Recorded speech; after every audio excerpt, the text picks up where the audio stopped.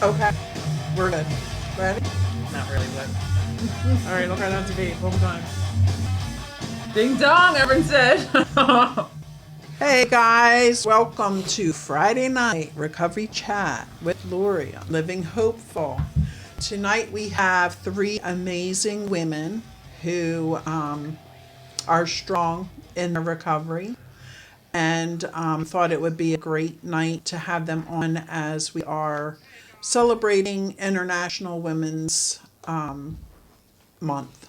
So we're going to have them share their stories, and we're going to then, after their stories, we're going to go ahead and open it up to asking any questions, and we'll be sharing our experiences, strengths, and hopes. We do ask that you are respectful. We do not judge here. This is a safe place for anybody to come that wants to talk recovery. We do not talk politics. We do not talk religion. Two heated conversations that we don't want to get into. We want to keep this positive. We want to keep this hopeful. And with that being said, I'm going to introduce my guests as they speak. So we're going to first have Meredith, who is going to share her story. And welcome, Meredith. Hi, everyone. Thanks, Lori. Thanks for asking me to come out with these beautiful women. Everybody who I know from Living Grin, which I just want to give a shout out, saved my life. And because of them, I'm a sober woman today. But let me say I'm an alcoholic, I'm an addict. Anything that I've liked, I've abused. So, but today I'm sober and I live a life of freedom and of happiness. And I don't know what camera I'm supposed to look at. So Whichever.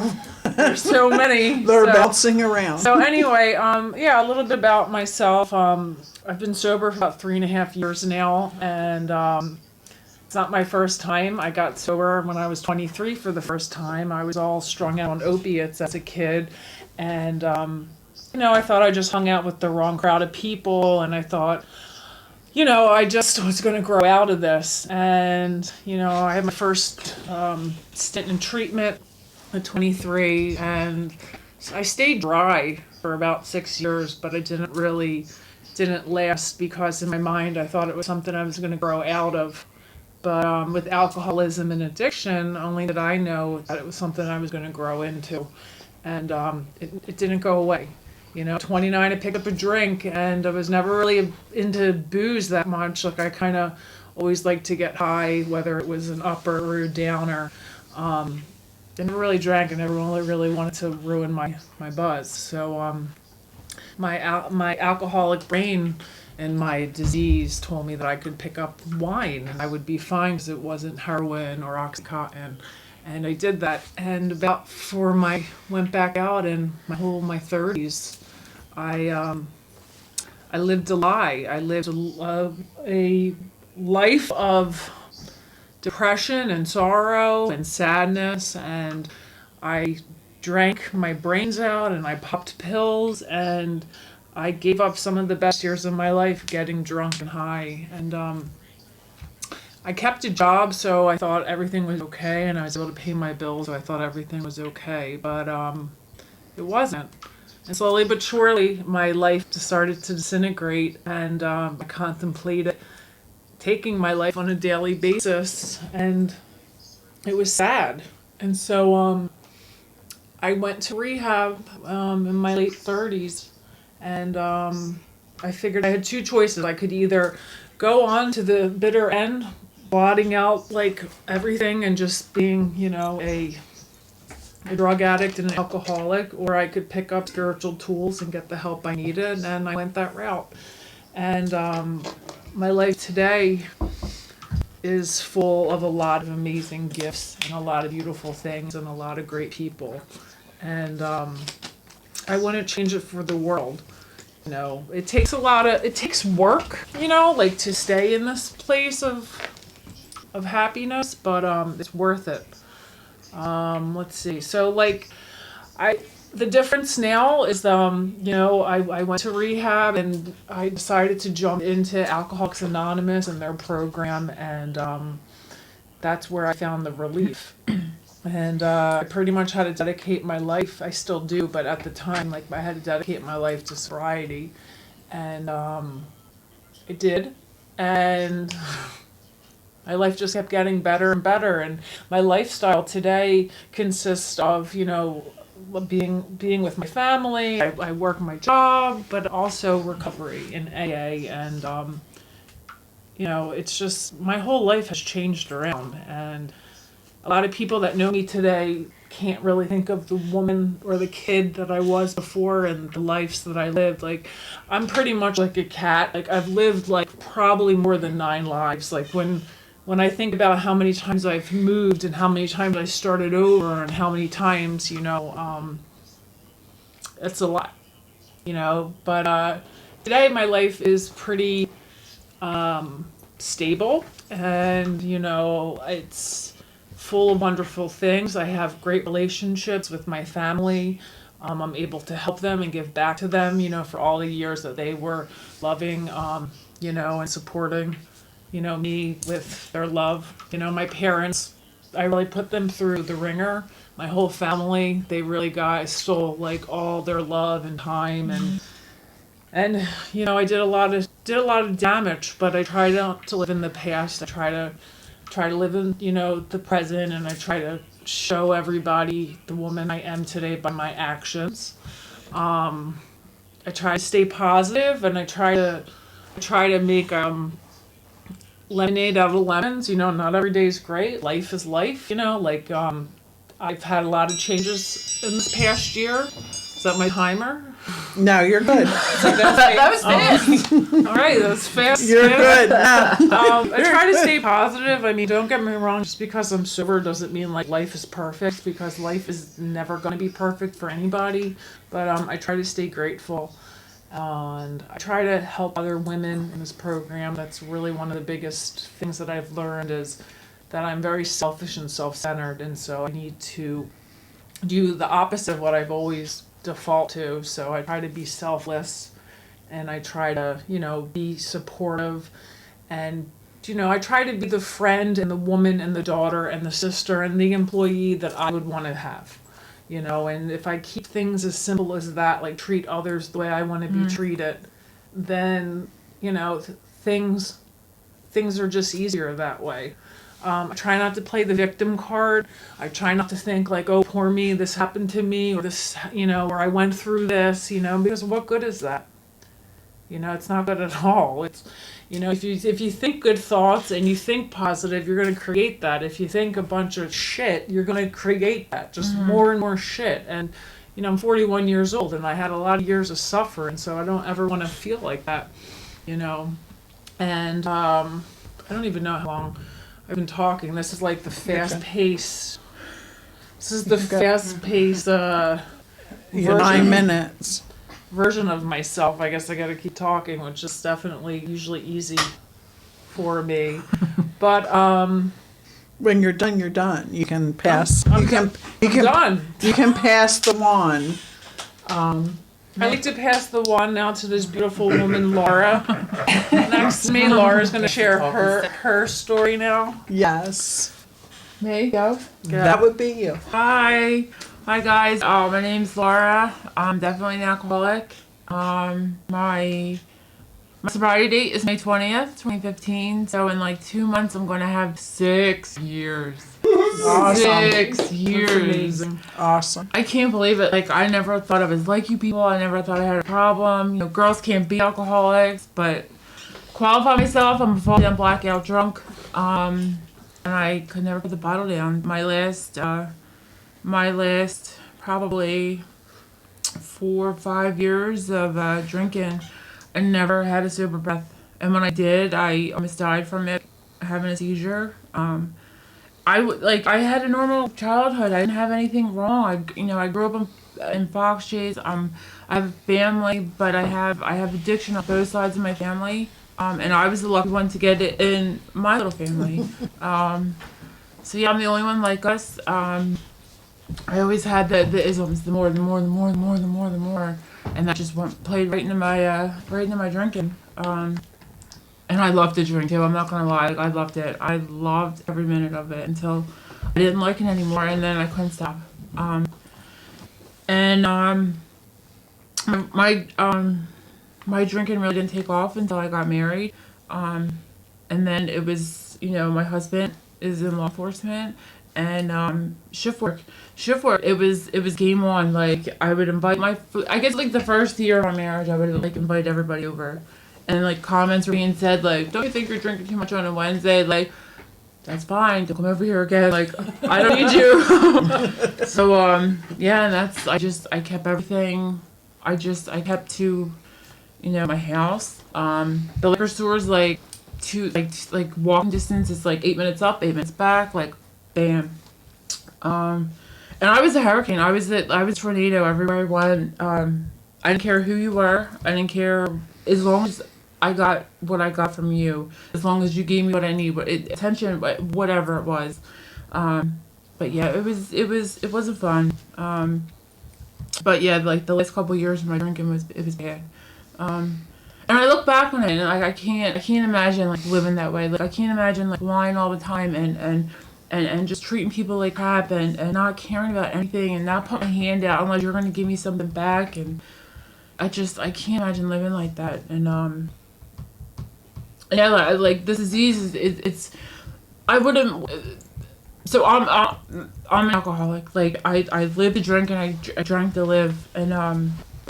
And like towards the end, it was like I couldn't even like smoke a cigarette without the DTs. Like, the first thing I did when I got up was drink, and then it was just I was pickled all day, and I didn't care. Like, and that's the one part like I didn't understand. Like, why does my family keep saying all this stuff to me? Like, don't you think you're drinking too much? And like, I was getting babysat and this and that. Like, I'm not hurting you. Like, if I'm gonna like, and I wasn't on a path to kill myself. Like, I'm not hurting you. Like, leave me alone. Like, just stop asking me. But almost burning my house down, almost killing myself twice. It's a direct result from the disease. But yeah, like it was just bad. I went into my first rehab, and I went in there. I had my nose up in the air. I'm like, I'm not like you. I don't do this. I don't do that. Girls can't be alcoholics. I lasted 40 days. My relapse was 40 days, and I got out, and everybody was done. Like, John was done. He was ready to like sign divorce papers. Like, that's it. I'm done. Like, I don't need this house. I don't need you. Like, I don't want to be with you anymore. My family, my mom, my dad, and this is like, I'm not rich or anything, but these are the things that mean most to me, and I've ruined everything. And they told me, like, if you don't go, like, you don't have a place to live. You can't live. My sister was done. Like, you can't live with me. You can't live here. You can't live here. Like, if I didn't get sober when I did, if what happened to me didn't happen to me in Living Grand. Hi, Living Grand! Hi, Living Grand! If what happened to me, like, if I didn't get this sobriety thing, like, I don't think I'd be here right now. And I went into Living Grand, and for the first week I was just like, F this, F you, F this, F you, I don't do this, I'm not talking in small group, I'm not doing this. And then like I remember the girls would come in for the like CA, NA, they would come in. All the A's. Yeah, all the A's would come in.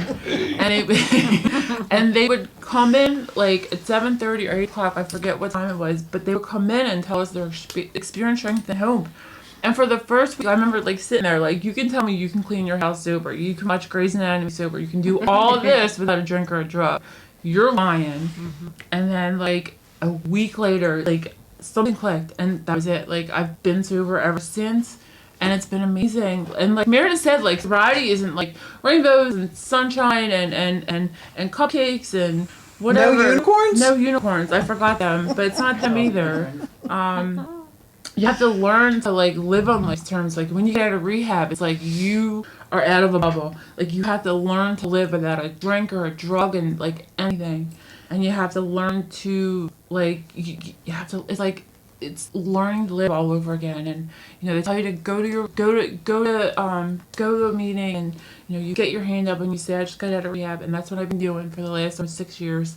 It's been amazing. Like, I look back and if you would have told me 6 years ago that I would have the life that I have right now, like, my life right now is it's absolutely a life beyond my wildest dreams, and I say that all the time, and I mean it.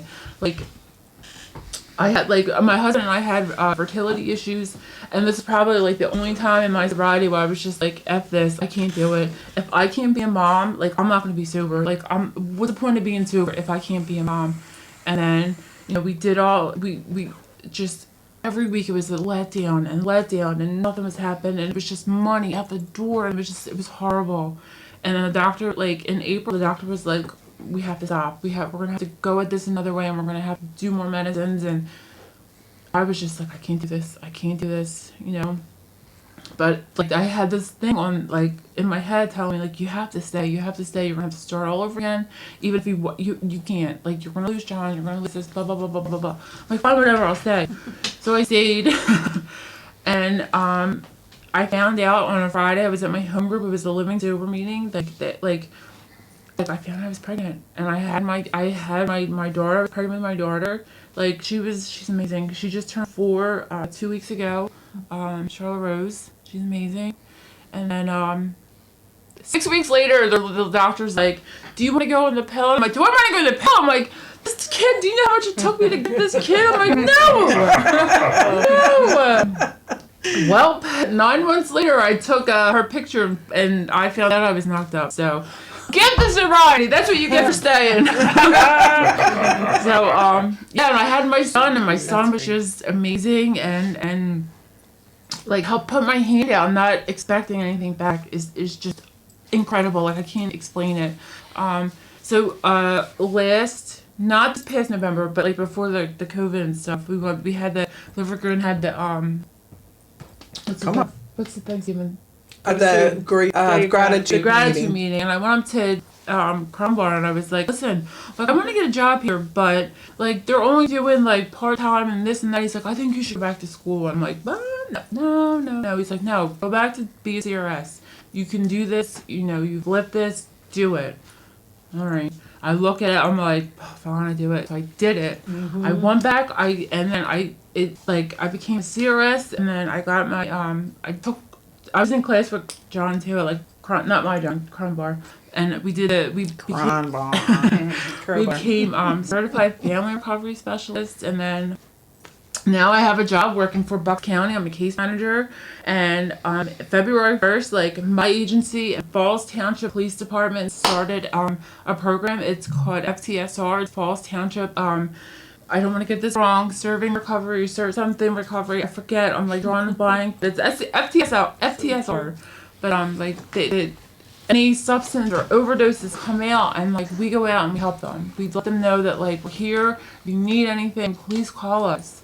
And it's amazing. Like, just like, when I start talking to my clients, and they kind of sound like standoffish, like, I want to tell you, like, I'm coming up on 6 years of recovery, so I'm not just doing this for my health. Like, I'm doing this because I want to help you. Mm-hmm. Really, 6 years? I'm like, well, no, not yet. It's not until May. But yeah, like, I met so many amazing women, like, people in recovery. It's just you. Except your stink bugs and oh my god, what were they? The fireflies or the murder hornets or something? We didn't have the murder hornets. The spotted lantern. We ran the pool. Like, I brought the kids over so they could play Jackson, and these flies were popping all over the place, and I was just like, you're in Ben Salem, right? We're here, and I'm just like freaking out, and Lord of the Fire. Yeah, it's crazy. But it's like, I get to live this life. I get to meet these people because I don't pick up a drink, because I do this program, because I put my hand out and I don't expect anything, and I absolutely love it, and I can't imagine living my life any other way. And I hope to God that, like, I don't want my kids to ever be like, look at me with those eyes, and like the way that John used to look at me, the way that my dad, my parents, like, everybody used to look at me, and I never want to let anybody down. And like one of the reasons why I try and be the best me that I can be every day, and that's all I can be. That's awesome. You are an Thank inspiration. You You're- are. You are. Christina! We are going to open up for comments, and we will answer them as Laura we always see it. talks like that, people. She's a fast talker. Sorry. But that'll all, Decaf too. we can all comment and ask questions after we hear from Christine. Boy. Hi guys, I'm Christina. I'm an addict and alcoholic. Bear with me, I'm just like a nervous, anxious person, so my hands might be going. I'll start off with my sobriety date, April 3rd, 2017. Yahoo. So God willing, in like 2 weeks, we'll have 4 years. Which is crazy because, I couldn't get 40s, I couldn't get 4 hours, I couldn't get anything. And I have 2 home groups. Monday night I have a speaker home group that I faithfully attend. Wednesdays I have a home group that's right around the corner from here, and it's a big book home group that breaks it down, for us. And then every Tuesday night I faithfully chair the CA meeting for Lindgren, and like I would be honored to do that for like the rest of my life. And that's what I plan on doing every Tuesday night. And honestly, like I wouldn't want to be anywhere like but here on a Friday night. Because like this is like another arm of like sobriety and recovery that like they set this up for us to come in and share, hope and strength. And the CA program is like, it's based off hope, faith, and courage. And they're the 3 things I try to put in my everyday. I'm not great at like the faith part, like I felt that part a lot, but then once I get so down, like you have that faith, and it's like everything they taught us in the program was right. And I have 3 boys. Unfortunately, like the older 2 have seen a lot of my addiction and alcoholism and stuff like that. And my oldest will be 20 in June, and he's moving to Minnesota in like a week and a half. And like that's weighing on me right now. And everybody in recovery is like, Christina, like you got this. Like you've been through a lot. He's a strong man, and you gotta just have faith. And then there's that faith component again. Like Christina, you gotta have faith. And this program is what gave this to me. I'll give a little bit of like a background to understand, like everybody to understand where I'm coming from. My parents, they got pregnant at age 15, so it was like get pregnant, raise your kid, and I have a younger brother and younger sister, and we had everything we wanted, everything we needed times 10. We had everything possible, but there was a lot of toxic stuff going on in our house, and we witnessed. And unfortunately, as an adult, like I lead that into my relationships, and I don't like that, but it's stuff that I work on. I work on with a sponsor and sponsees, and when you sponsor other women, I felt like I grew more sponsoring other women than I did going through my own steps. And it was just a freeing experience. And I always strived like straight A's. I was the one that never talked in class, didn't have many friends, just did sports and got straight A's, and I thought I was set for life. My mother's mother died as a direct result of this disease. I was about 4, and I think my mom was, I guess, like 19 or something, and I never thought it would be like that. I didn't think I would actually ever drink, and a lot of my story at a young age, there was like sexual abuse, sexual assault by somebody I was close to, and that pushed me away from everybody. I just felt like in a shell, and when I came into this program, I thought that was something I could never share with other women or anybody in general, and I thought I didn't deserve recovery or sobriety or happiness because of the things I dealt with when I was younger. And all that's untrue, and it took me a little time to see that. But this program and other women is what got me through that. Like I never thought I would get through that, and I said I would never drink, and then when I had my first drink, it was like this thing just washed over me like this blanket. Like I am pretty, I can talk to people, and I'm okay. And that's how I wanted to feel like the rest of my life. And that was at 16, but I only was allowed to have like 1 drink on New Year's Eve, and that's it. And then when I graduated college and everything, high school went into college, my drinking picked up. And it was like great Thursdays we drink, Fridays, Saturdays, Sundays, Monday night football. There was always a reason to drink. And I had thought getting into like the married life and having kids and everything would settle me down, and it didn't. It did not at all. I did the mother thing for like a long time, like I really did, until it got too bad where my husband at the time had taken my kids away from me. And the first time I was in a treatment, I was put into living room, and that seed everybody talks about was planted. And I've been into tons of things in between, but the last treatment I received was living room. So that seed was planted. That's a true thing. It's a real thing. And then it carried along, and I just collected more seeds until like I was ready to grow into this like sobriety life. And you know, I'm a mental health advocate. Like I'm really big on mental health because I've struggled with it so much, and sometimes people just don't talk about it.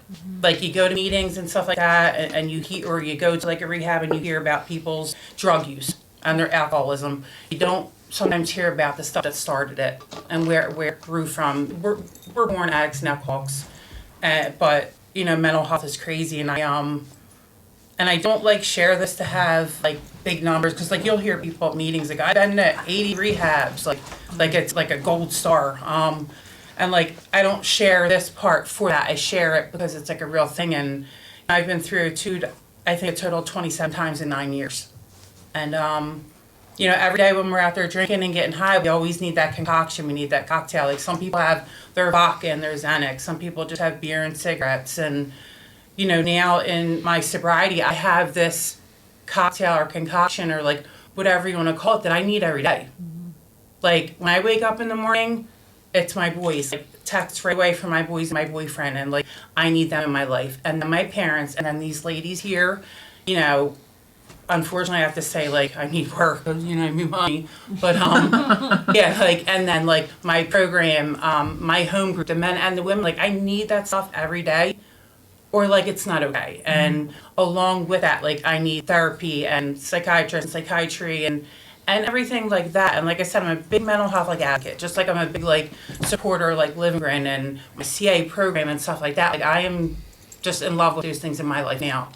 And I have to put my program and my recovery and my psych, mental health and all that every day, or, you know, I can't get through the day. And praying, you know, that was like a hard thing for me coming into here. 'Cause, you know, you get that part of you where it's like, why did God let me go through this stuff?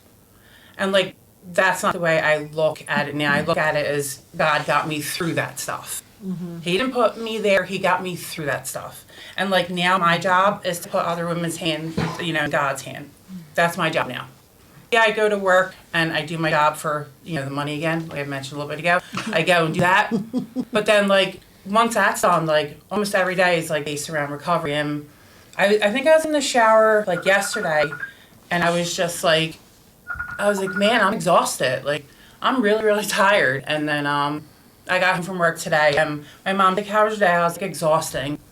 And then I sat there and thought, like, when I was out there running, like, worrying about how I was getting money for like the next high, next drink, or who I had money to, who I didn't use yet, who I had to dodge.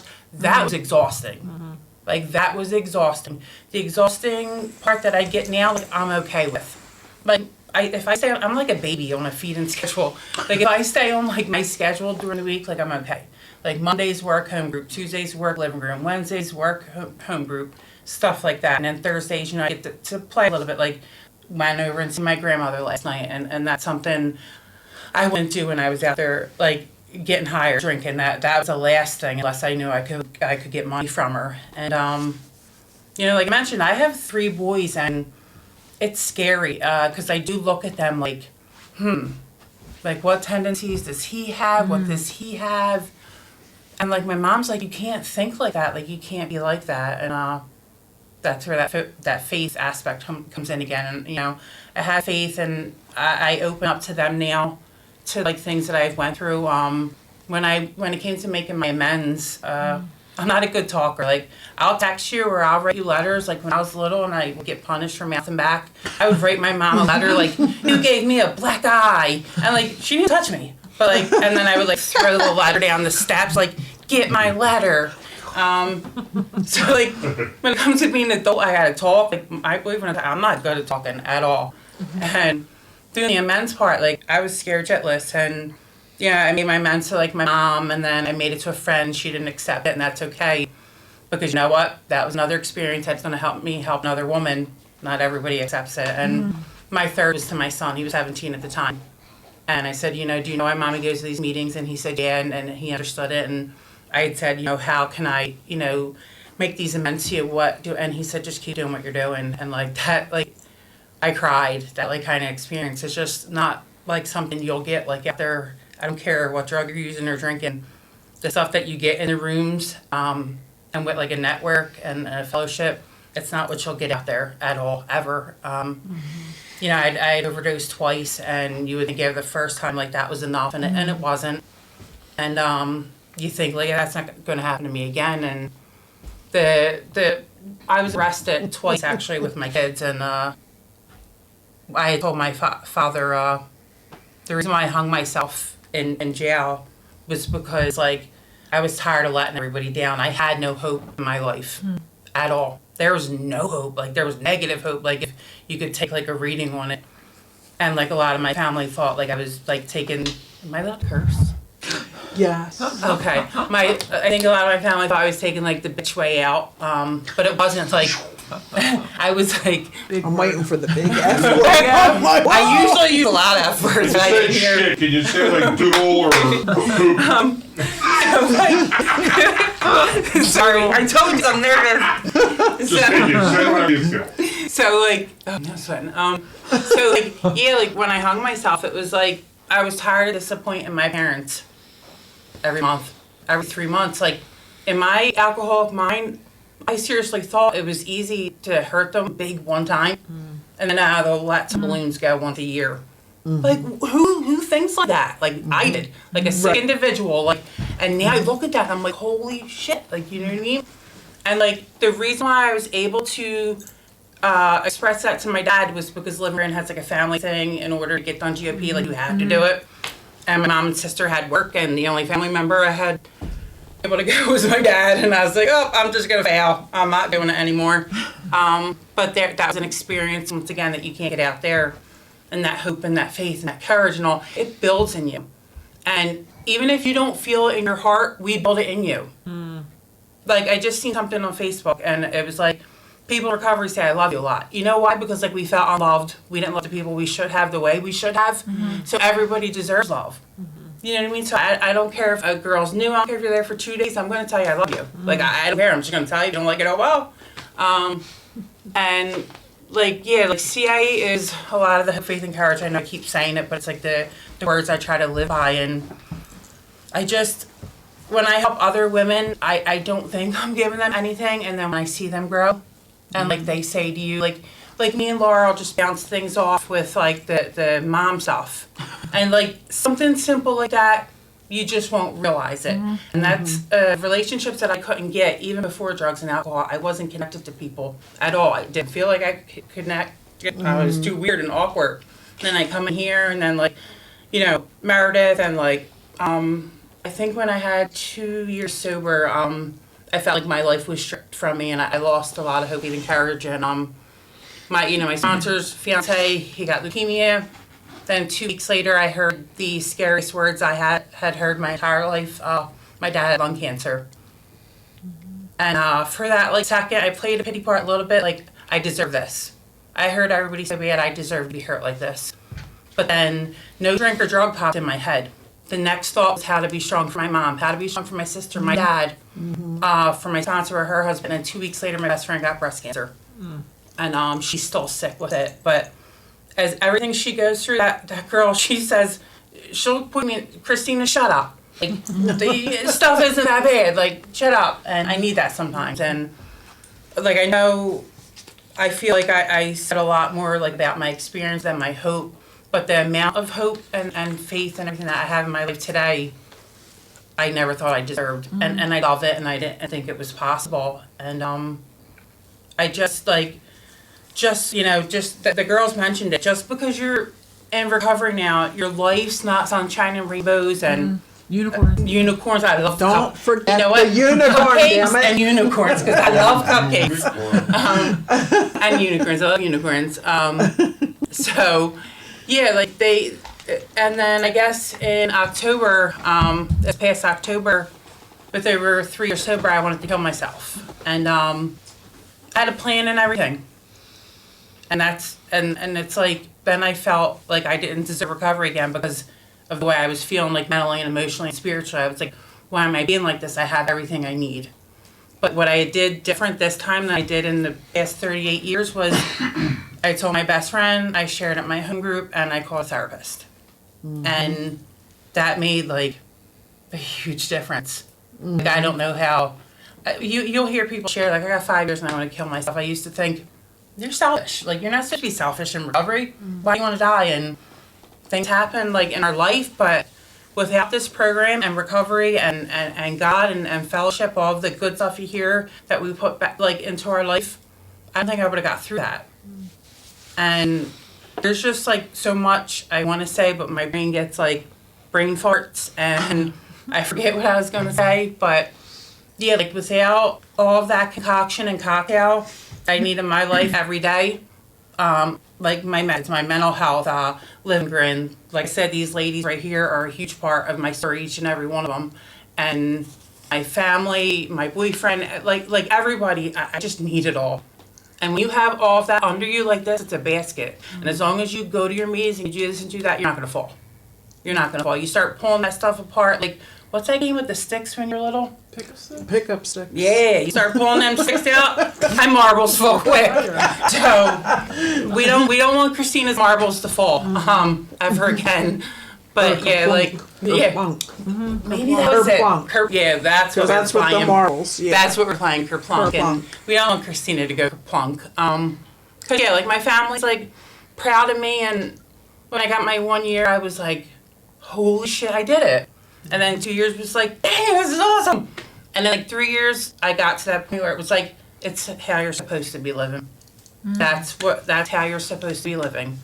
And to pay my men, so like my family, I will be there, anything they need. I do not care, because I put them through a lot of hurt and took a lot of attention off my brother and my sister. And, you know, I was able to see my sister get married in October. I was able to see my brother graduate college 2 weeks ago. And my oldest son graduated high school, and I couldn't have any of that stuff like without this program and the seed being planted and any hope in my life. But I hope somebody got something out of anything I said. So that's all I have. Great job. And I just want to thank you girls for coming in and hanging out with me on a Friday night when you could be at a home group somewhere. Or making pot holders and pies and stuff.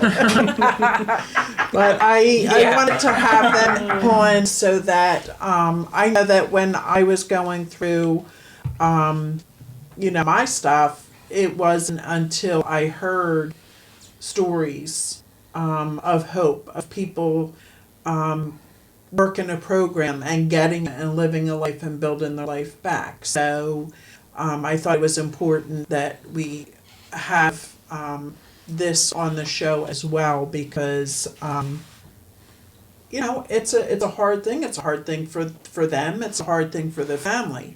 So I'm just grateful that you guys are here and decided to join me. Thank you. Thank And, you for the, yeah. Yes. You can comment if you have any questions or any thing that you need to get off your chest in the comments. We're here to answer any questions, give you the suggestions from where we were in all of this.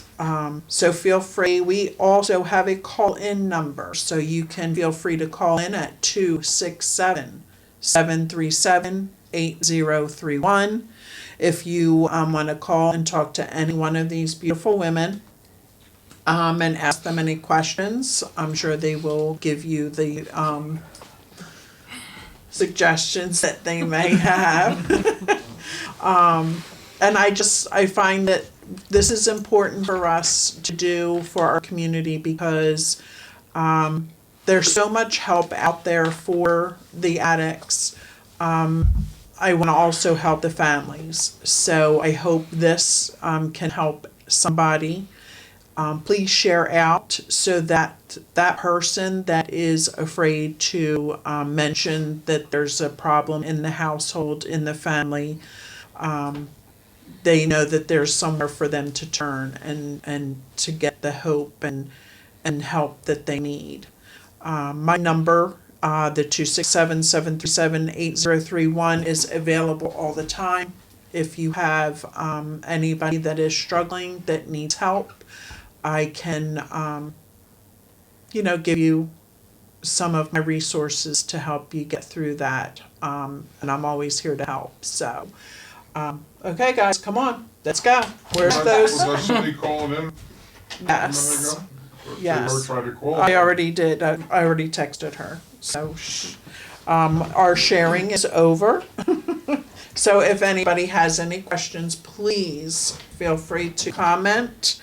And Eric is in the chat, so you may have to answer some of his because Eric is one of those guys. The other program that I used to watch, it's jokes and everything. It's light, it's fun. It's just we would just hang out like we are now, and they would pop things in the comments, and we would all give suggestions, tell jokes. We would just have fun with it. So there's quite a few on tonight. We were the honey badgers of After Dark. That's what they called us because it's a strong. Nice. I came in after the show had started. The gentleman that had started the group was there every single night for almost 4 years, I think it was, from 11 p.m. to 1 a.m. Oh, wow. to helping.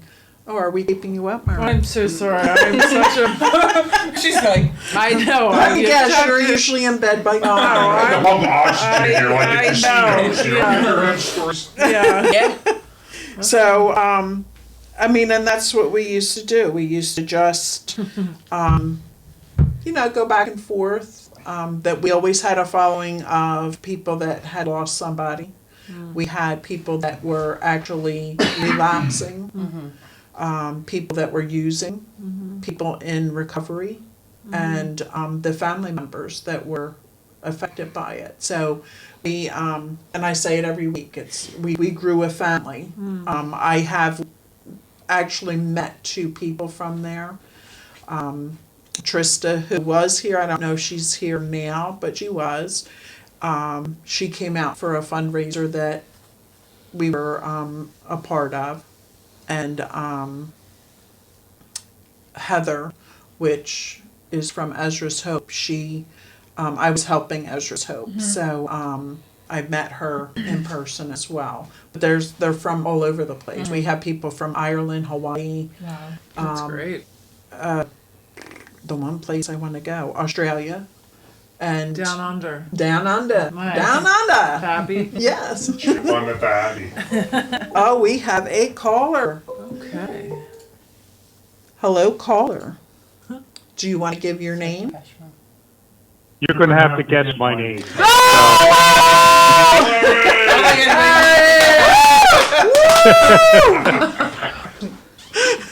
Yeah. Welcome, Larry. Yeah. Well, that was pretty hard, wasn't it? Yeah. Celebrity status. Really fooled you, didn't I? What kind of t-shirt you wearing there? Hailstorm. All right. Hailstorm. Yeah. What are you wearing, Larry? Okay. Oh, I didn't fine. know it was that kind of show. A red This shirt, before. khakis. Go ahead, Larry. Go ahead, Larry. Okay. You got a question? Oh, I can go now? Okay, yeah. Yeah. Bitch your way out? I never heard that expression. Yeah, Yeah, you but, The foul language, Okay. I tell you. yeah. Well, we all have one thing in common. Living Grin and Crumbar. But we'll just stick to the good things, okay? So, Everybody's got to cross the bear. yeah. So, yeah, I got a lot out of your message, ladies. It was really great. It was, I picked stuff out like, never drinking, and again, when I couldn't stop before, and Living Grin was where I started my recovery, and I owe it all to them. And listen, you ladies, it just remind me of stuff. And to go to the meetings and keep doing the work, keep doing after it, get the sponsor. It really meant a lot to me. It just brought back like memories, like going by, because I have 4 years, but like the first year and the second year, just, just, we're okay, but it wasn't getting me anywhere. But as time went on, as I got cleaner, I started, I'm trying to get my words straightened out here, but things are tough. I'm listening to my uncle screaming for me. Yeah, because I got to watch him on the weekends. And let's see. Well, like I said, things are getting better. And like I said, it's not all great. It's not all bat snakes and Prince of Darkness. But things are getting better. And I just wanted to say hi. And Meredith, I haven't saw you for so long. Now I see you twice in 2 days. Well, consider yourself great. lucky. You're welcome. All right, I'm going to go. Thank you, ladies. Great message. I picked something out of everything you ladies said. Have a good night. Thank you, Larry. Have a good night. And that was the infamous Larry from Livingren. Larry's a great guy. He has been coming to Livingren, has a family parent group that helps the families get the strength that they need where their loved one is, whether they're in treatment or not. April 3rd, there will be a live meeting at the Oxford Valley location. So if anybody wants, in the area, if anybody wants to join us, please reach out, let me know. I'll give you the information. Yes, it's on the 3rd. I have been going to parent group now for 5.5 years. And, my loved one's 5 years clean. And, I like to say 5 years in recovery. But 5 years, and I'm still going back because I want to be able to give back to those that are just fresh into it. Because I know where I was when the first 4 weeks, it was like, I couldn't say my name, nothing. So, that's why I do this, just to give back, because, tomorrow's never promised, so I have to stay strong for, if the shoe drops. So, I stay in it for that, and to just give back, to help the other parents and spouses, girlfriends. A lot of girlfriends and boyfriends lately coming to the meeting. So, and we're still doing the blue jeans, which is awesome. So, Bring them hope. yes, lots of hope. Which is what we do, in whatever fellowship we go to, we all know what it's like for someone to come in the first time. So when you see a loved one come in and they're distraught, you help them.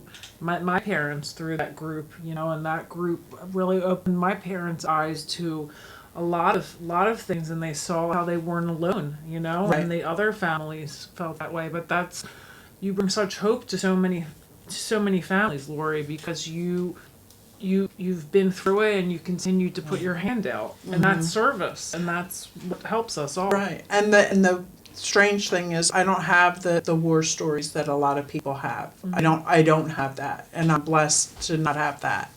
My loved one was not living under the roof, so I didn't get to see anything that was going on, and it wasn't until the bottom fell out that that's when I found out. So but just being out on the street and talking to them and seeing what they were going through, and being out talking to them, giving them food or whatever, the addicts on the street, and just feeling like their family didn't love them. That's the one message that I took. I said, your families love you. They just can't watch you. So, that was the one message that I'd like to make sure that anybody that is suffering hears, because, they just think that they've turned their back on them, and that's not what happens. And, we give you choices. I mean, it's a choice to live with us, or on your own, sober, and doing the right thing, or doing it elsewhere and not getting the help and the enabling that we tend to do, whether you're doing it knowingly or unknowingly. So, did you get a lot of help from your families? Or more of the tough love? I got, me personally, like, I got a lot of help in the beginning, because, like, they're like, that's not you. You're not a heroin addict. Like, that's not you. And but then after, and then, like, people started telling my mom, like, you got to just cut her off. You got to cut her off. You got to cut her off. And there was, like, a point where, like, my dad and my sister had to just give me tough love. And, like, things like my dad had said, like, kind of broke me down, but not enough for me to get help. And I know when I shared the road to recovery, for the council or parent, whatever I did it for, Right. my parents were there, and on the way home, my mom had asked, and she said, would you have rather us done that? Like, certain places tell you to do, leave them alone, show them tough love. And I'm grateful they didn't fully do that, because I might not have had enough hope in myself to Right. get well. If they would have totally, like, when, the time I mentioned that I had hung myself, my ex-husband took my 3 boys and moved them 2 hours away. And usually for a mother, that's like, you need to get your shit together. Your kids were just taken away. I went harder. You know what I mean? It wasn't, oh, show me tough love, I'm going to get better. Like, no, like, I went harder. But I'm grateful every day that I wake up that my family they were there for me, even though I didn't think they loved me, because I was embarrassed of myself. Right. Because I thought they couldn't love a piece of poop. Like Shit, me. you can say that. Yeah, so you know what I mean? Yeah. I'm glad they didn't. There's a part, Right. like you said in A1, there's a line. There's like gray area, there's a Right. line, but you get with other parents like Lori, and she'll help you figure it out. She'll help you figure it out, and that's your best bet. Because boundaries are so important. Yeah. With struggling addicts. Once you get over that, they cross over that boundary, then it's every boundary after. They just, take. So, it's important. And I myself have found, I don't work an Al-Anon program, but I do read their literature, and I do follow a lot of it. I do a 12-step by myself. I don't have a sponsor or anything, but I follow the 12 steps as well. And I try to live through that. And it has made me stronger. It has made me a lot stronger. So I also found a book, Beyond Addiction, that is amazing. And if you have any families that you know are struggling, that's an amazing book, because it helps the families actually communicate better with you guys. It takes the combative conversations, and it teaches you how to make them constructive. It teaches you how to walk away from a conversation and come back to it and talk about it. That's big. It's, and because a lot of it's just shut down. You're not giving me what you want, so I'm going to keep you in the chaos. I'm going to keep fighting with you so that you're going to have enough, and you're just going to say, here's the money, here's the car, here's the bed to sleep in if you just shut up. So that did help me. Unfortunately, I didn't read that until, after my loved one was in recovery. So I do suggest that to a lot of people. Do you have anything that you guys suggest for families to get them stronger? And Yeah, I mean, my parents' journey, they started like I think my parents' journey started at parent group, but then I think that they were suffered so hard knowing that when I was 23, they thought I was a kid, and they just thought it was the wrong group, just like I was hanging around. But then when they saw me in my 30s go down like pretty hard, and when I went back to rehab, they realized that like, oh shit, like our 38-year-old daughter's life's crashing around her, like this shit's not going away. So my parents, they didn't know what they did wrong. Like most families, most loved ones, where did I go wrong? Well, they didn't go wrong anywhere. So as they went to parent group, and it opened their eyes to just like they didn't cause it, and everything you learn. Like my parents latched on to Naranon, and my parents got very involved in Naranon, and like they, I'm their addict, and like they learned boundaries, and even though for them, it may have been, I don't want to say too late, it really helped them, and it really helped me. Because it gave them a lot of, what do they always say? Not knowledge, education. Yeah, they got educated, and they got educated along the lines to realize that, that no matter really what they did, I was going to do what I did, Right. and I'm glad that they were able to find that resource, because I caused them enough pain, so, but like we were talking about, like, where do you draw the line, and did they enable, did they not enable, like, as I said, like, I was always able to hold the job, cracked out, strung out, drunk. I don't know. I was able to just get up and go. I always had what I needed to wake me up or bring me down. And so, like, I paid my bills. So, like, my parents, financially, as an adult, they didn't have to worry about me. But they were my one thing they always the door was always open. Oh, Meredith's going to move and store her stuff in the basement and come back home for a little, like, year and a half, and then I'm going to start my life over again. And they didn't realize all those times, or maybe they did, that I was trying to recreate myself again and again. So they always had the door open, and I was always able. Now, maybe I wouldn't have, maybe if they shut the door, who knows? Maybe I would have been like, oh shit, I better stop. But probably not. I probably would have done what I did, and they're great parents, and like Christina said, like her father, was diagnosed with cancer, and this passed during COVID, like, life happens. Like my mom got diagnosed with stage 4 cancer. 3 weeks later, I had lost my job. So instead of me playing the victim and being like, oh my God, like my life is over, my mother, like, yeah, I'm very sad my mom is ill. But I also was given the chance and the time to take care of my mother. Like as I said, I've worked my whole life. I never had time off. Right. So I flipped the script and was like, now I can help my father take care of my mother. And, part of the amends is, like they say, like, it's not like it's a living amends. Like, I gotta do the action forever. Yeah. Right. I can't just be like, I was wrong, and then be a piece of shit again. Like, I have to be like, I was wrong, so I'm going to do what I can. And so I do everything I can to give back to my family, because they were always loving. Right.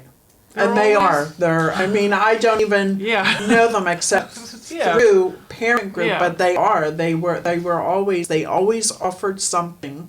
That's good.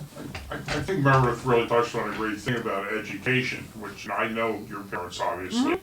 And as being a great parent myself, Oh, absolutely. the best part of the education is it helps you understand more your child's addiction. And you realize you don't beat yourself up because I didn't hug her enough. It's just something that happens. And it's hard as a parent to make sense of it at times. And that was the hardest thing for me. We did everything right. You know what I mean? We thought, and it still happens. Yeah. And you just need answers why, and that's why we try to help other parents, because with education, it helps you get a better grasp of what's going on and makes you more willing to accept it and not beat yourself up as much. Like, I didn't know my son was a cross-dresser and loved to operate music. I'm looking at him there. He's like, give me a look. Yeah, shut up. That's so funny. He's a metalhead, by the way. But that really helped us with the education. Yeah. And that's what we try to do. we try to educate people, and it gives them a better grasp of what's going on. Because I thought I understood addiction growing up in a whole lifetime of them. Both parents, my uncles. I didn't have a clue. I had my idea what I thought it was, but I really didn't understand it. Sure. And it just opened up a whole new world for me. I used to be one of the people who looked down their nose at people that they couldn't pull together. Like, you know, I lost a cousin. Like, why didn't you just pull shit together and stop putting a family through all that? So now I'd be like a hypocrite to feel like that still, but so I don't get mad at people that feel like that because I was on the other side of the fence. Right. I was one of those folks. But, you know, now the last 6 years, whatever, you know, it really opened my eyes to addiction. And, again, you guys come out and tell your story like you do time and time again. It takes a lot of courage, it really does, and I applaud you ladies. Thanks, Peppy Thank P. you. We applaud you and Lori for everything you do for the recovery community. I mean, without a doubt. And I have been really suggesting, and I don't know if I'm right or wrong doing it, but when I'm talking to parents, girlfriend, boyfriend, spouse, whatever, family member, friend, I think one of the biggest mistake is we understand what you're going through. We understand how you feel, and we don't. We don't. So I've been coaxing them and telling them that you don't know. If you're not an addict, if you're not struggling with something like that, they don't want to hear, I understand, because they don't. So I always, suggest, and I just started doing this. This is just something that hit me one day that, tell them, I don't know what you're feeling. I don't know what you're going through. I don't know how to help you. I think that's like key because, as a parent, I know how to help you. I gave birth to you. I fed you. I clothed you. I got you through school. I got you, this, that, and the other thing. So I know how to fix you. And we don't because we don't know, the cause of that. So do you feel I'm doing the right thing? I actually I think I would have more respect for someone saying it to me like that because it depends on what day you get me. So I honestly, like, if you get me on a day where you're like, oh, I understand, and I could be like, oh, okay, well, thanks for understanding. And if you get me on a day where I'm feeling like, listen, I'm having a tough day and I got to do a lot of shit to make sure my stuff, I'm okay, then I'd be like, you don't know. It's like, because trying to explain addiction, alcoholism, and any of that to somebody who's not one of us is like trying to teach you Mandarin on the spot. Right. It's like Mandarin, like, and you're like, yeah, okay. And you're like, you don't get it. Like, you can speak it. It's like fluent. But, but your loved ones, they want to understand, it's just hard for them to. And I think that's the compassion and empathy like I could have for my loved ones. Like, I know you really want to understand it, and I appreciate that, and I love you for wanting to understand it. But I thank you though for acknowledging that you don't. Right. Because I think that's important because a lot of us will say, I know what you're feeling. Like, no, we don't. Yeah. Like, You don't know what to say. Though. No. Yeah. You know what I mean? Sure. It's just people just trying to be nice. Yeah. I used to tell John, They're very uncomfortable, you're on eggshells, and Yeah. they're trying to say the right thing, but you just don't know what to say. That's why we try to help parents Totally. to understand what to say. And I think how to talk to your person trying Yeah. addiction. I mean, don't be so challenging and condescending, because you can be like that without even trying. Sure. Yeah. But What's those C's that you you We didn't did cause it. it, you can't control it, you can't cure it. And the fourth C is you should not condone it. I know you do what's not happening have for to me there. condone it. I remember coming home from rehab. My father wrote that out and had it on paper on the refrigerator, and he said to I love that guy. I love I him. miss My, Ron a lot. and my father would be yelling into the kitchen, Ronnie, we didn't cause it, we can't cure it. And I was like, amen, Dad. That's I was great. like, you're all good. I was like, but those things help. And I will say it again, and I'm sure that you can back me up on this in your program as well. When I would go into my meeting and listen to the slogans, I'd be like, what the are they going to do for me? Yep. Like, Yeah. what? Yeah. And we used to make fun of it when we would go with my uncle to his meetings, we would we would leave the meeting and go to the bar. Because the police made him go to the meetings, right? And we would be like, oh, one day at a time, Yeah. easy does it. Yeah. Like, we would just make so much fun. Or we would be behind somebody in a car. Oh, look, there's a Yes, drunk, sure. easy does it. Like, Well, like that's what I did. Well, to touch on both things that you talked about, like my boyfriend always tells me communication is key, Christina. So like whether you're the family or you're the addict, if you're trying to build on a relationship, ask each other, help me understand how you feel. Like I don't know how my mother felt seeing me down in Kensington, like because my kid's not down there. Just like she didn't necessarily know what I felt. But help me understand like how you're feeling instead of you saying, I know how you feel. You don't. Right. So let's start with there. You know, you just communication is key. And it's huge, but when you're newly getting sober and your family's new to this, communication's hard. Because like you said, you don't know how to walk away from it, come back healthy. It's so hard, but communication is key, and just help me understand how you're feeling. You say that to your parent, or if you're the parent and you say that to your child, it might just open something just enough. just, You know what I mean? To get it there. And how you said about the sayings and laughing at them. And so when I first started going to CA, like, you know, you share your time. It'll say, does anybody want to share their time? And people would be like, well, we have 60 days or we have 5 years. And I'm like, why are they saying we? Do they have like a mouse in their pocket? Like, what's going on? And like, I came to find out it's a we program because like, I can't do it without the fellowship, my family, the steps or nothing. And I sat in those chairs for like at least about 3-4 months before like getting a sponsor. And I read the steps the whole time. Sometimes like, when you're newly getting sober, you can't put words like together. Right. Do you know what I mean? Right. So when people would be speaking, I would just like zone out, and I would read the steps at certain meetings and just read, and I'd be like, I can read them to myself. Why do I have to sit with a lady and do this and do step 4 and the easy dozen? But now it all is like, you know, the emoji, like. yeah. Yeah, that's and when Mind it hits you, it hits you. Because I remember, it's a cult. Like, Yeah. these words are gonna make me all better. Like, Yep. just like, Uncle Ernie, what's that gonna do for you? Like, and we would just crack up, and then we go drinking. Like, we would just crack up, Yeah. and then you just think it's a cult. You have 3 months that you have to give them.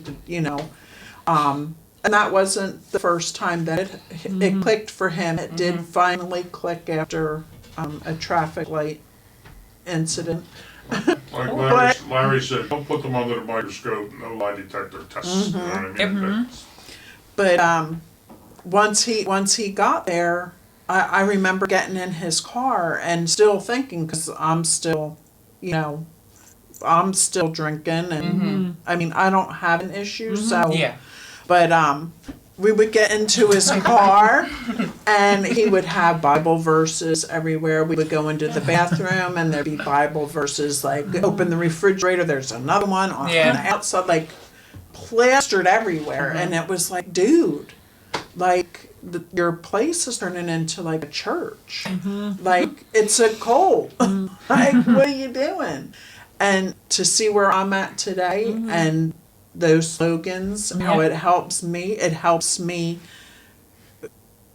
with the bitch at the Acme. Like, it helps me just to chill and That is the truth, because I get kind of worked up at work when things ain't going right. And she put that shit at me. Take a deep breath. It's not the end of the world. I'm like, you're right. Yeah. But he does. hates it, and it's she just tries. like, and can you change that? No, you can't. Yeah. So just drop it, deal with it. He drives me nuts. He worries about everything, but How thin I am. I'm wasting away to nothing.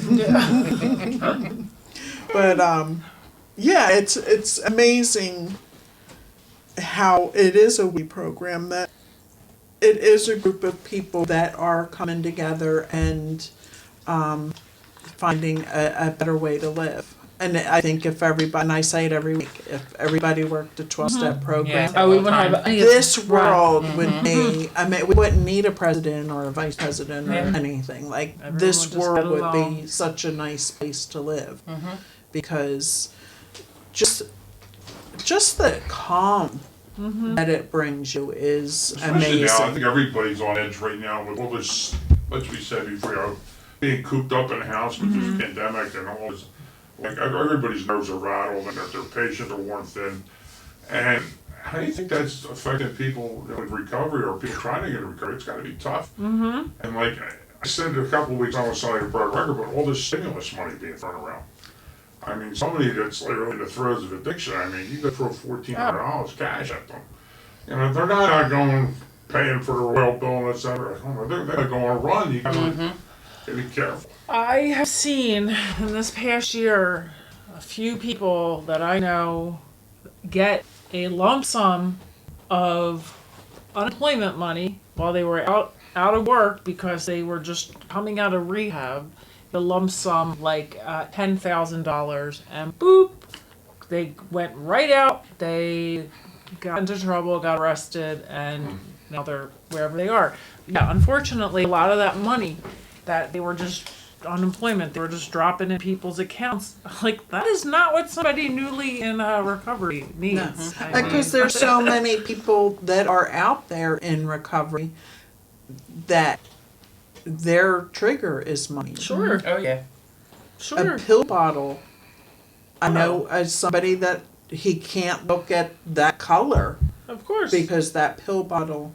I couldn't look at straws for like I'm not even like joking or anything. Like there was things that set me off. So money would have been one, but I had never had enough to like set Right. But money's a trigger for most yeah. addictions. I mean, Yeah. whether it be gambling or shopping, drinking eating. or drinking or shopping, sex addictions, I mean, Yeah. anything, I mean, but a big sum of money, I mean, can make you lose your mind. Yep. It just takes over to whoever power, man. It gets your brain producing all them chemicals, and then you're like off the race, and like, I gotta go $5,000 worth of clothes, you know what I mean? Yeah. And then, like, you look at them all, and like, yeah. but it's just that euphoria that gets you going, man. It's No. like anything else. Like, that's like me. Like, like what they say in the big book, like spiritual malady. Like, everything that I ever wanted to make myself feel better was on the outside.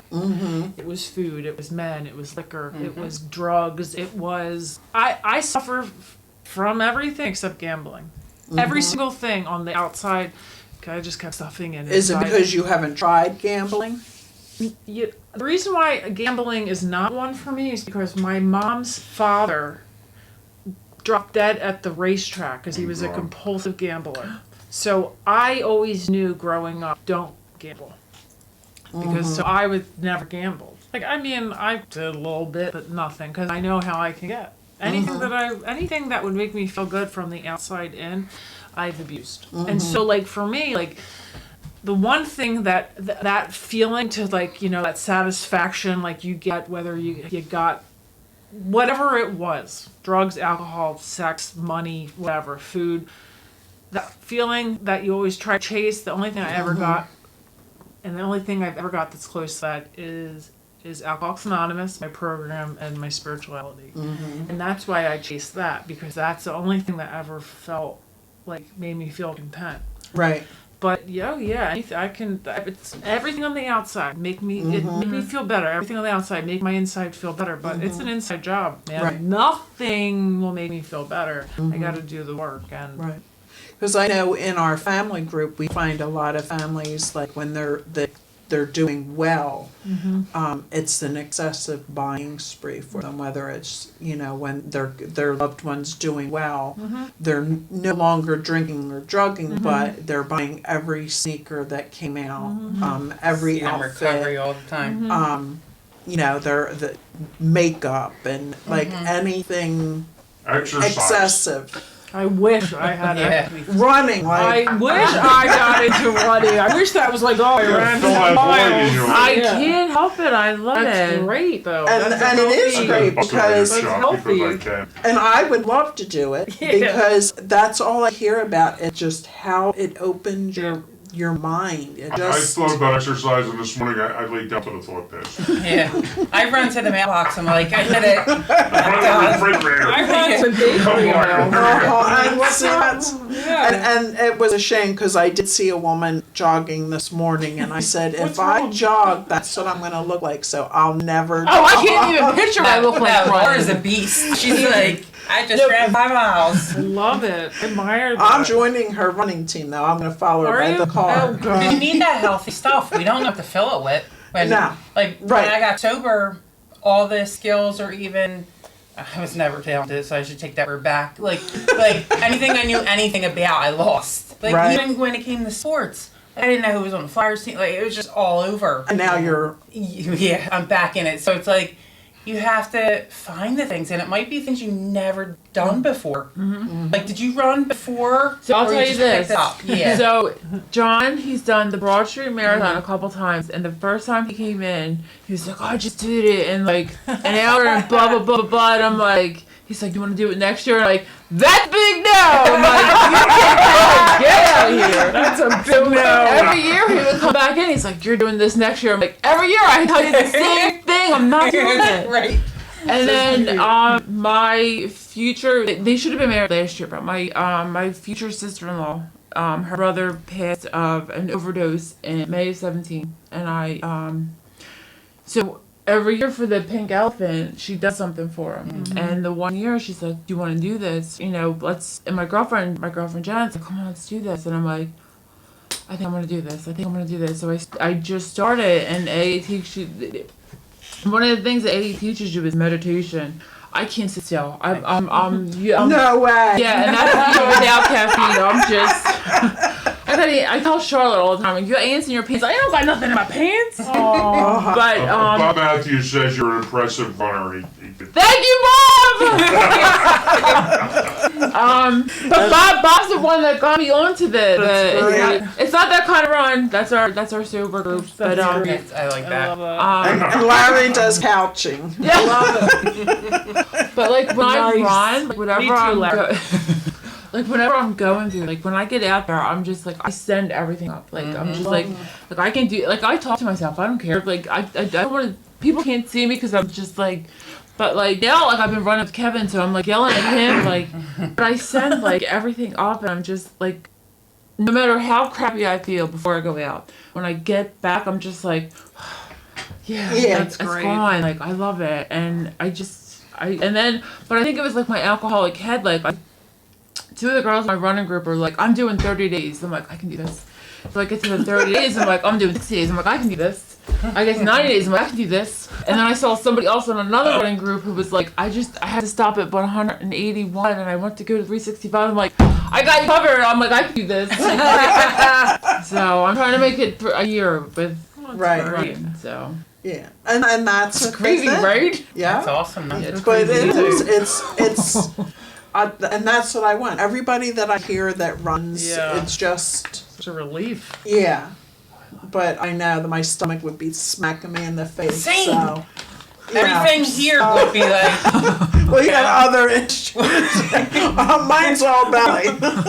I'd be knocked out. I don't have that problem. I'm exhausted just thinking about running. But I saw the woman today and I said that's what I would look like. So I will never run. You ever seen the gift with Phoebe running, like her and Rachel running in the park? That's what I look Oh, like. yeah. That's what I look like running. You look My like head. a litter of puppies fight under a Yeah.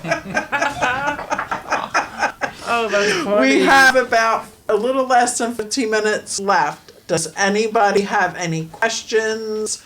Feel free to call in. And I'm man. sorry, but if you're hearing this is my jeans on It's not this you. chair. It is No, not I'm me. right Not back you. here in line of fire. Definitely flatulence. So if anybody has any questions or comments that they want to give the ladies, please feel free to call in 267-737-8031 or pop something in the comments. The comments were going pretty quick and I was trying to pay attention to them. I will be going through the comments and I will be inviting the women to also go through the comments and maybe answer anything that may have been missed. But I'm just grateful that you guys are here, and I'm grateful that you can share your story to give hope to the families out there, loved ones, friends, because, you know, it affects the whole family. It's not Yep. just, Touch on one thing that Christina said about tough love.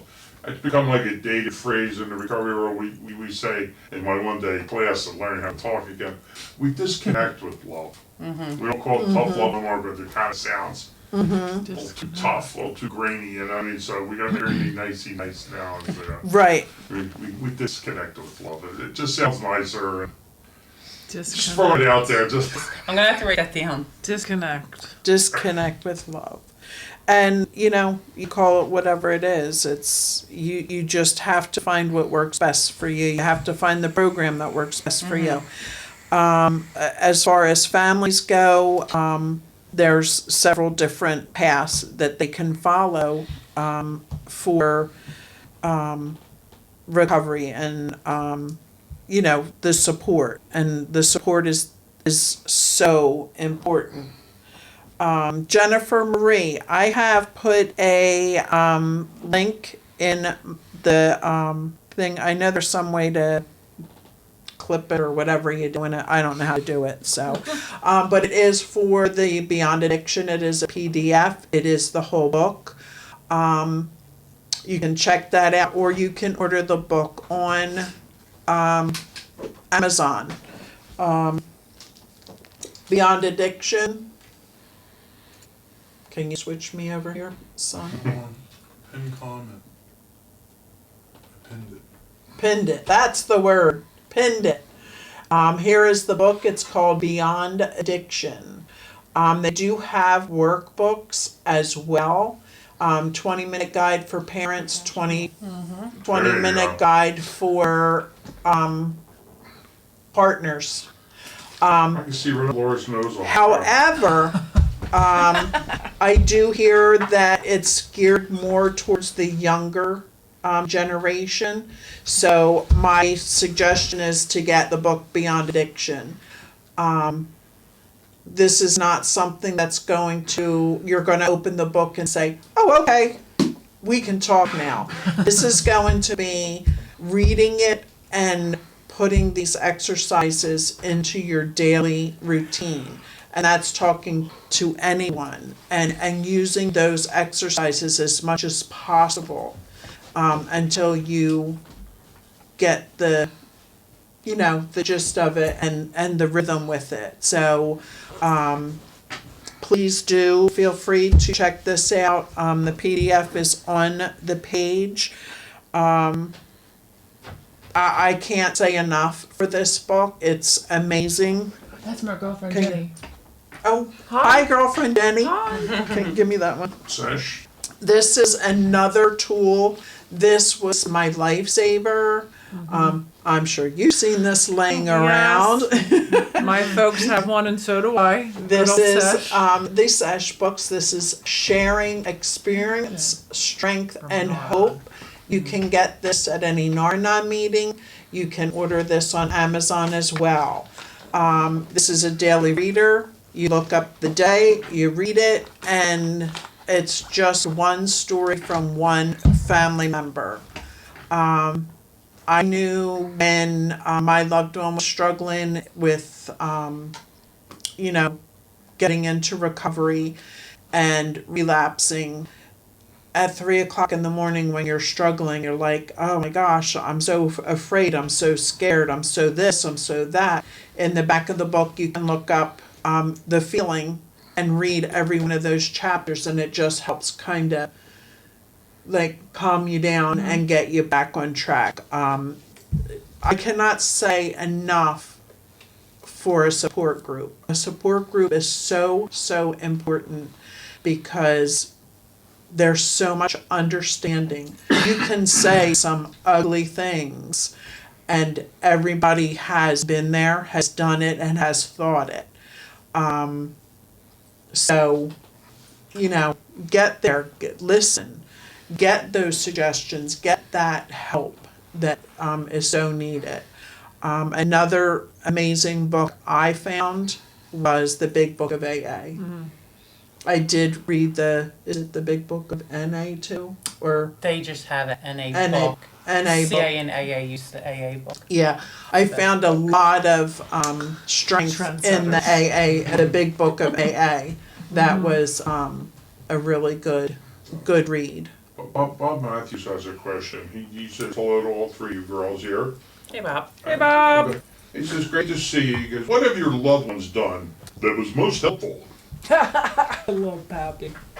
That's my professional announcing voice. Sounds like a good. So professional. We have 5 minutes. Who can answer that? Yeah. I mean, what have your loved ones done that you guys think was most helpful? I mean, anything just, giving you mentioned space. that. Giving you Giving love and space. support. I mean, anything. I mean, Going to some sort of family group of addicts, alcoholics in recovery, learning about that, like a wonderful Living Green support group, family group, and then they from there learning other resources. Like that's what my family did, and it helped them greatly. And they met a lot of people in their fellowship, and that have family members, loved ones in recovery, and they learned a lot about how to live with someone that they love. We're not in the same house, but in general, So a family group, and then like Nor-Anon, Al-Anon, some sort of fellowship Whatever where they non you can can find. any non, non, AACA, as long as it's not KNA, that's all good, but where they can find like-minded people that they can relate to. Because you have to understand that there's so many families out there, and this is why I ask that you share this out to whoever, because there's so many people, so many families that are peeking out the blinds because they don't want the neighbors to know. Guess what? The neighbors are the first one to know. Yes, Before the family. So you're not alone. We are out here. We are here to support you. We are here to give you references and the support you need for this disease of addiction, substance use disorder. But please reach out. If you guys want to, put your names out there, that's fine too. Again, I will ask the girls to watch the feed for a couple days. If you have questions or concerns, they'll answer that through there. If I catch something that you were asking one of the girls specifically, I will send it to them and get you the answer or the suggestion that they give you. I hope everybody got something out of tonight. I hope you found hope. I hope you found some education tonight between, our conversation. It's Friday night. I hope everybody has an amazing week. We will see you here next Friday. Not sure exactly who will be here. It might just be more boring old me. But I want everybody. maybe it'll be me again next week. Yes. So everybody have an amazing Friday. Have an amazing week. Thank you girls so much for coming out. And I hope that you come back. As a matter of fact, Christina here is going to be coming back one night. We're going to set that up with Mom. Yay. So you're going to hear from a family member, someone in recovery, and her mom. So we might find, maybe with the three of us, we can find other topics that we can discuss and help those out there struggling. So everybody, be safe, be kind, and peace out. Remember, Hey, works guys. if you work it. And work it, you're worth it.